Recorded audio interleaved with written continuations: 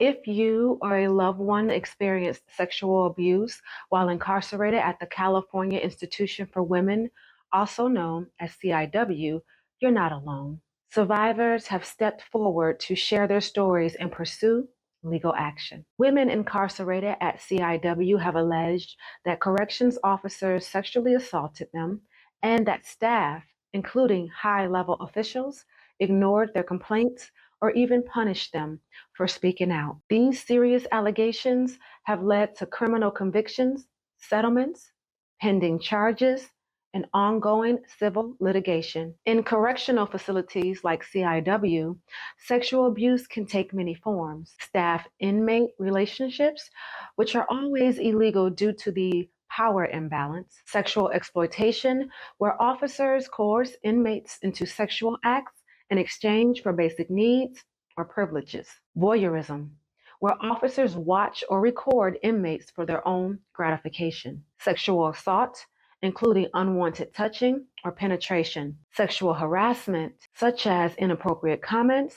or indecent exposure. And coercion or threat, such as extending an inmate's sentence for reporting abuse. Sadly, sexual abuse in prisons is widespread. A federal report found staff sexual misconduct in two-thirds of women's federal facilities. At CIW, a recent audit revealed the prison lacked surveillance in key areas where abuse often occurs and reported dozens of staffs on inmate sexual abuse cases in just a single year. These problems aren't new. In 2012, an officer impregnated an inmate and later pled guilty. In 2016, another officer was accused of months of repeated assaults before the case quietly settled. In 2017, 3 officers were removed for sexual abuse, yet some served little to no jail time. In 2020, a survivor sued multiple officers and alleged she was retaliated against by being sent to solitary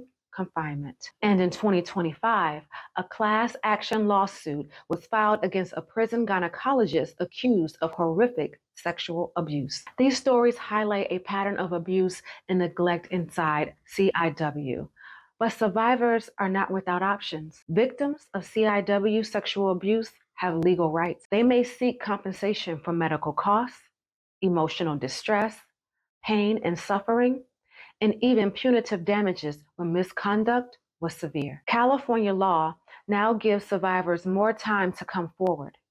Thanks to a change in the statute of limitations, victims can file a lawsuit up to 10 years after an officer is convicted, or even 10 years after the officer leaves their position. This retroactive law means that survivors who were silenced before now have the chance to pursue justice. If you or someone you love suffered abuse at the California Institution for Women, know that you have rights, and there are legal avenues available to seek accountability and compensation. Contact Helping Survivors today to learn more about your legal options.